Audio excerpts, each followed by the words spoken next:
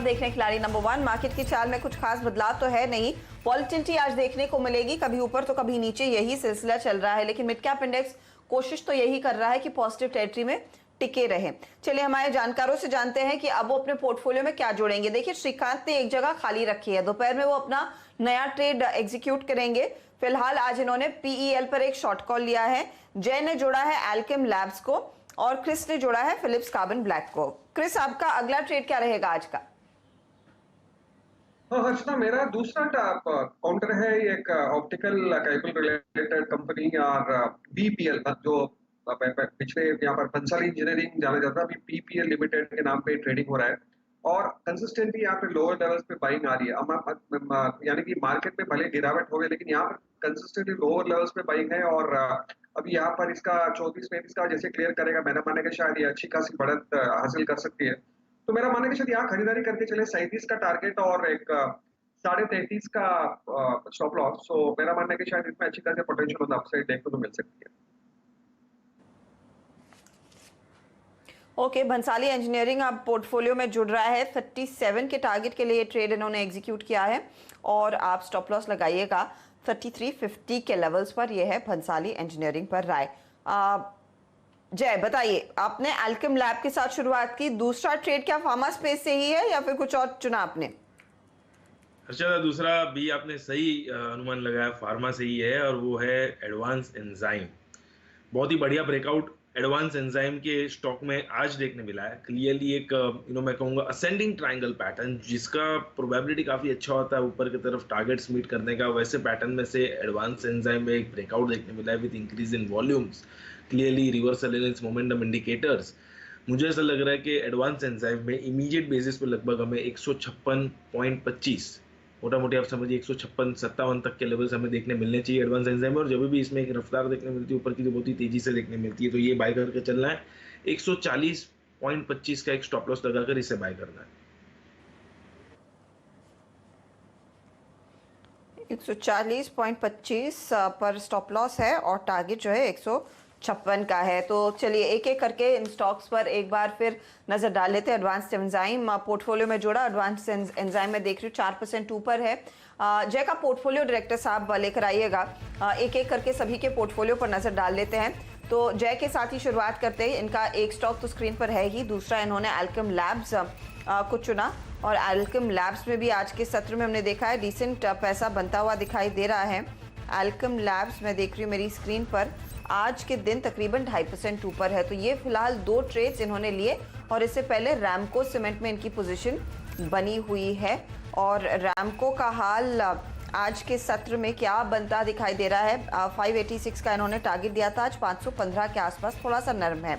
चलिए श्रीकांत के पोर्टफोलियो पर एक बार नजर डाल लेते हैं। पीएल पर इन्होंने एक शॉर्ट कॉल दिया और इनका टारगेट दरअसल 815 का था। स्टॉक 908 के आसपास कर रहा है कारोबार और इसमें 2.5% तक की गिरावट देखने को मिली है। इसके साथ ही बैंक ऑफ बड़ौदा का सेल कॉल इनका अभी भी बरकरार है और एक जगह इन्होंने खाली रखी है अपने पोर्टफोलियो में। और तो ये देखिए दोनों ही मंदी के ट्रेड्स इन्होंने जोड़े और बीओबी फ्लैट है, हल्की सी पॉजिटिव टिक के साथ ट्रेड कर रहा है। चलिए अब फिलिप्स कार्बन ब्लैक और साथ ही साथ भंसाली इंजीनियरिंग में क्या टारगेट, क्या स्टॉप लॉस दिया है क्रिस ने, वो आपकी स्क्रीन पर आ रहा है।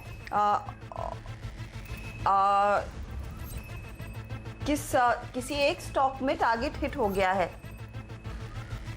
तो ये भंसाली इंजीनियरिंग ठीक है में टारगेट हिट हो चुका है। 37 का इन्होंने टारगेट दिया था और वो इन्होंने प्रॉफिट कमा लिया है। और फिलिप्स कार्बन इनकी स्क्रीन आपकी स्क्रीन पर है, 87 के टारगेट के लिए ये ट्रेड एग्जीक्यूट किया।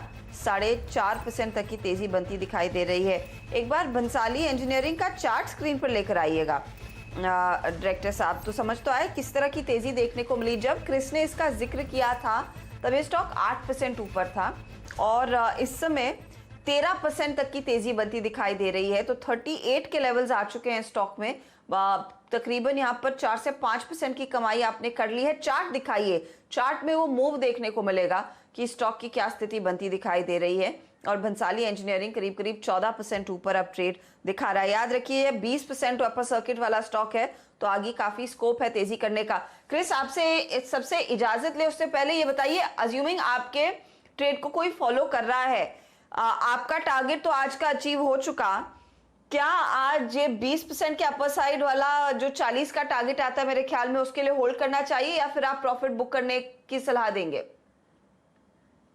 ये अर्चना, मेरा मानना है कि शायद ये एक इन्वेस्टमेंट कैटेगरी पोर्टफोलियो का स्टॉक भी है। और ये इनफैक्ट मैंने जब दिया था आई थिंक 34.5 के आसपास या 35.5 के आसपास था ये स्टॉक, और आई थिंक 11 के आसपास। तो ये आई थिंक लास्ट आधे घंटे में मूव आई है। तो मेरा मानना है कि शायद यहाँ पर मोमेंटम अच्छी खासी वॉल्यूम के साथ आई है, तो आज सर्किट का तो चांसेस काफी अच्छी है। और जैसे मैंने बताया स्मॉल कैप मिड कैप में इतने बीट एंड डाउन है, इस लेवल से जिनको लॉन्ग पोर्टफोलियो बिल्डअप करने का अच्छा मौका। और ये भी अच्छा ऐसा स्टॉक है जो आई थिंक यहाँ से कम 20-25% का रिटर्न आराम से दे सकता है।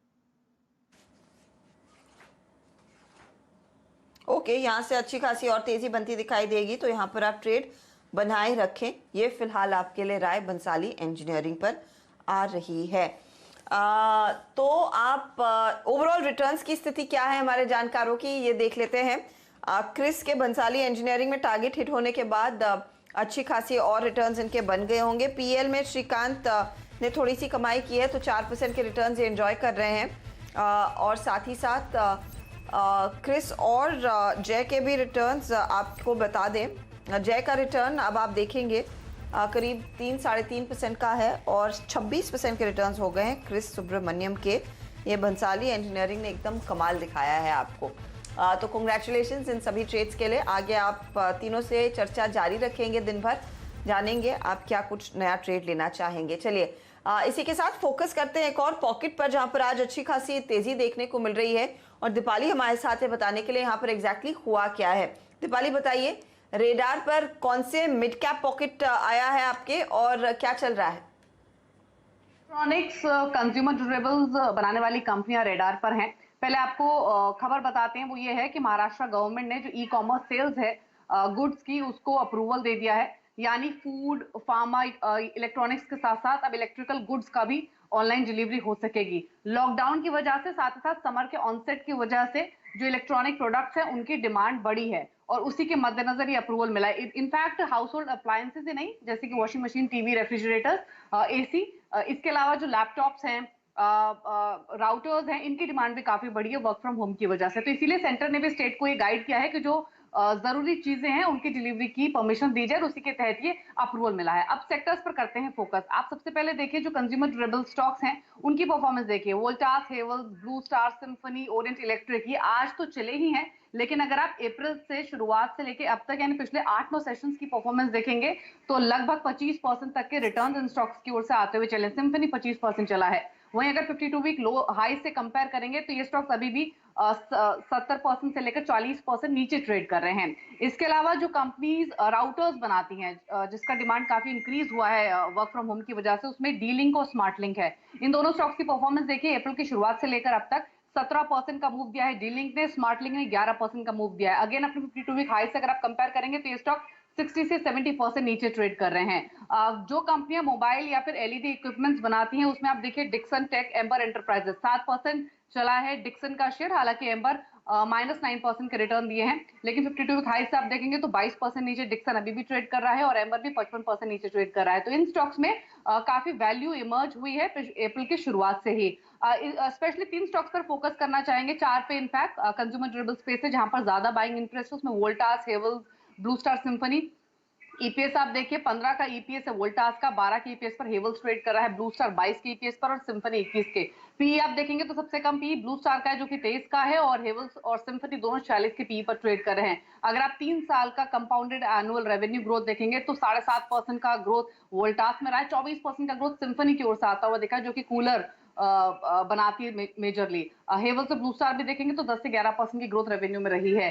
तो इसीलिए इन स्टॉक्स में इंटरेस्ट बढ़ा है। समर का ऑनसेट हुआ है, ऑनलाइन डिलीवरी भी शुरू हो गई, तो डोर्स अब ओपन होते हुए दिख रहे हैं। और इनफैक्ट कई एक्सपर्ट्स का कहना यह है कि जैसे ही लॉकडाउन खुलेगा, अगर कहीं सबसे ज्यादा सेल्स होगी तो वो कंज्यूमर ड्यूरेबल प्रोडक्ट्स की हो सकती है, इसीलिए यहाँ पर बस बना हुआ है।